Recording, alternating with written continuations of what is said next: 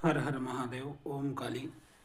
तो प्रेमी भक्तजनों, आज का हमारा वीडियो है इस टॉपिक पर कि जो हमसे सवाल पूछा गया है सिद्धार्थ कानपुर से। सिद्धार्थ कहते हैं कि गुरुदेव, जैसे ही मैं जप शुरू करता हूँ, जप साधना शुरू करता हूँ, वैसे ही मुझे पीड़ा होनी शुरू हो जाती है, शारीरिक पीड़ा होने लगती है। तो मुझे क्या करना चाहिए और यह किस वजह से होता है? तो बेटा सिद्धार्थ, यह अकेले आपका प्रश्न नहीं है। ऐसे हमारे पास अनेक प्रश्न आते हैं जिसमें शारीरिक पीड़ाओं से संबंधित भी होते हैं, मानसिक पीड़ाओं से संबंधित भी होते हैं। कुछ लोग बोलते हैं कि उन्हें उल्टे सीधे सौंपन आने लगते हैं जैसे ही वो जब साधना शुरू करते हैं। कुछ लोग ऐसे भी हैं जो कि ऑनलाइन वीडियो से या फिर अपने चौके दरबार में लोगों को झाड़ा लगाते हैं, हीलिंग्स देते हैं। उन लोगों का भी यही प्रश्न होता है कि हमारे शरीर में पीड़ा हो गई है, ऐसा लगता है कि हम शक्तिहीन हो गए हैं और हमें सौपन में डरावने सौपन भी आते हैं। और एक अन्य भगत कह रहा था कि मुझे एक तालाब दिखाई दे रहा था जिसकी मैं पूजा कर रहा था। तो साधना के दौरान यदि तालाब दिखाई दे, कोई नदी नाला, पहाड़ दिखाई दे, छोटे बच्चे दिखाई दे, तो यह शुभ संकेत नहीं होता है। तो यह किस वजह से होता है? तो पहले मैं बता देता हूँ जप साधना करने वाले लोगों को ही, जो जप साधना करते हैं और उस समय उनको शारीरिक पीड़ा होती है या फिर सौपन में अशुभ संकेत दिखते हैं, रोने के, पीटने के, भागने के, मारने के, इस तरह के सौपन आपको आते हैं, तो यह होता है कि आप जप से ऊर्जा तो बना रहे हैं, आपका जप भी ठीक चल रहा है, लेकिन उस ऊर्जा को कोई प्रेत चुरा रहा है। तो इस वजह से आपका जो ओरा होता है वह मलिन हो जाता है, क्योंकि नेगेटिव शक्तियां आपके जप की वजह से आकर्षित होती हैं। और ज़्यादातर उन लोगों के पास नेगेटिव शक्तियां आकर्षित होती हैं जो कि वाचिक जप करते हैं, यानी कि बोल बोल कर जप करते हैं, उनके साथ यह पीड़ाएं होती हैं।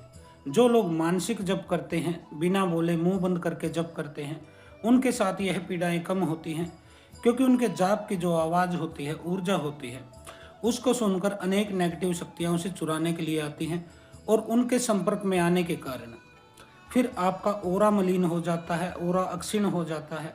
उस ओरे की सफाई करना, यानी कि ओरा की क्लीनिंग करना भी साधना के बीच बीच में अनिवार्य होता है। अब आप कहेंगे कि ओरे की क्लीनिंग कैसे करें? तो इसमें दो तीन चीज़ें होती हैं। प्रथम तो यदि आपकी माला के ऊपर मलिनता आ गई है, कोई नेगेटिव शक्ति का उसके ऊपर प्रभाव पड़ गया है और आप माला मंत्र जपते नहीं थे, रक्षा मंत्र आपके पास था नहीं, आसन मंत्र आपके पास था नहीं, आप सीधा सीधा कहीं से मंत्र पढ़ा या कहीं से सुना और जप करने लगे, सुरक्षा कवच आपने लगाया नहीं, तो आपकी माला के ऊपर भी मलिनता आ सकती है, जिस वजह से माला घूमना शुरू कर देती है, गोल गोल घूमना शुरू कर देती है, आगे पीछे घूमना शुरू कर देती है। जैसे ही आप माला को पकड़ते हैं, कोई नेगेटिव शक्ति उसको घुमाने लग जाती है और यह बहुत तेज भी घूमती है, कई बार स्लो घूमती है। तो माला के ऊपर भी आ जाती है और आपके शरीर के ऊपर भी आ जाती है। नेगेटिव जो है ओरा, उसका आपके ओरा को काला कर देता है, यानी कि मलिन कर देता है, गंदा कर देता है। अब इसको साफ कैसे करना चाहिए? इसको साफ करने के दो तीन कारण होते हैं, दो तीन चीज़ें होती हैं। एक तो आप यदि जाप करते हैं तो आपको हफ्ते में एक दिन हवन करना चाहिए, और हवन जब करें तो हवन सामग्री को अपने ऊपर से 7 बार उल्टा घुमा लेना चाहिए उसी मंत्र का जाप करते हुए।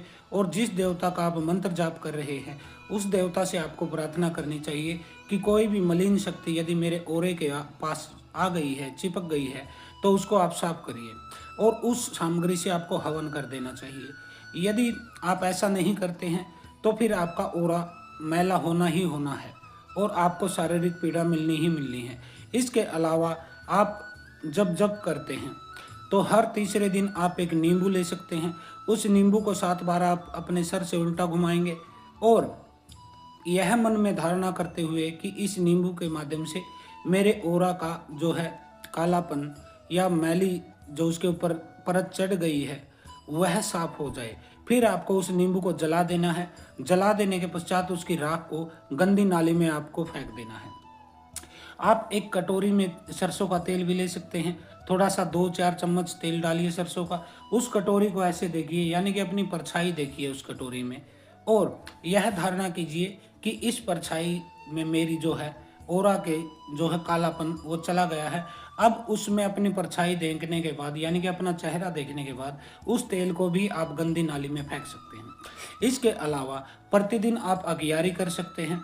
अगियारी यानी कि गोबर के कंडे पे, उपले पे, या फिर कपूर से आप आग जला सकते हैं, और 2 लौंग लेकर आप अपने ऊपर से घुमाकर उस अग्नि में जला सकते हैं, यह कहते हुए कि हे मेरे इष्ट देवता, हे मेरी कुल देवी, मेरे ओरे पर जो भी बुरी शक्ति आ गई है उसको साफ कीजिए।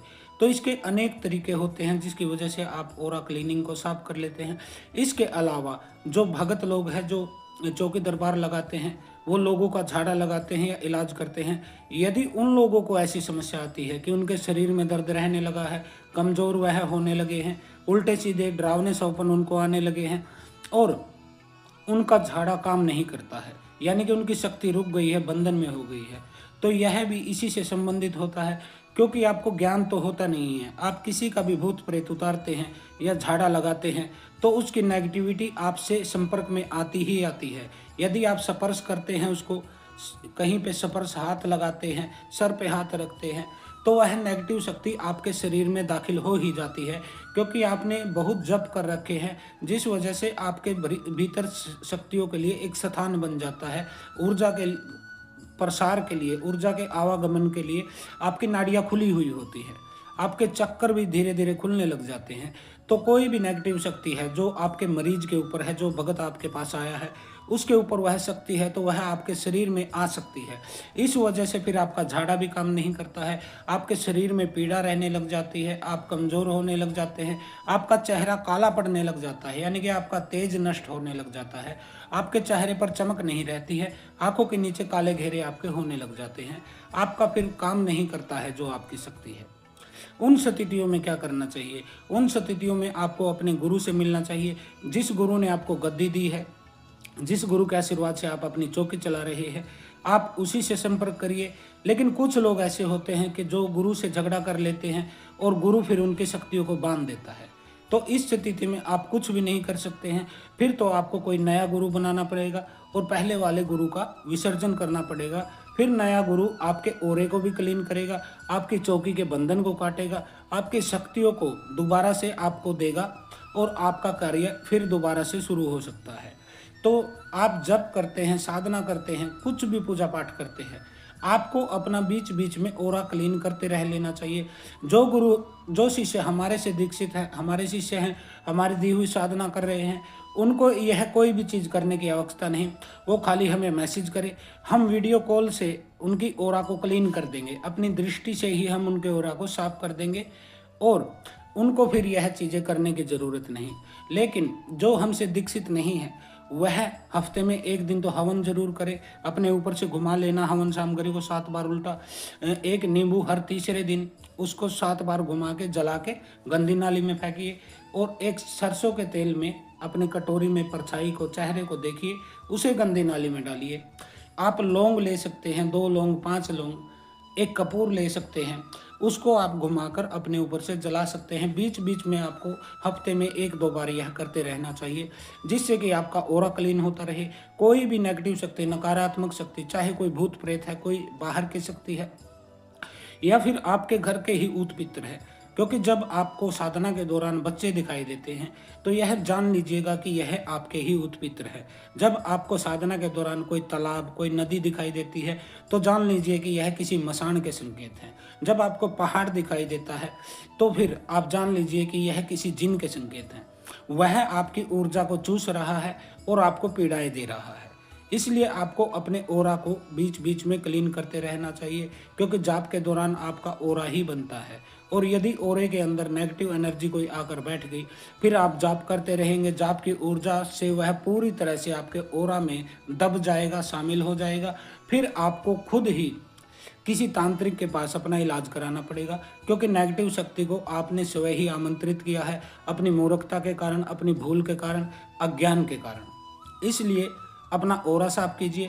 जो भगत है वो अपने गुरु से संपर्क कीजिए, और जो भगत नहीं है, न ही कोई गुरु बनाया है, वह फिर इन चीज़ों के माध्यम से ओरा को क्लीन करते रहें सप्ताह दर सप्ताह। तो आज के लिए इतना ही।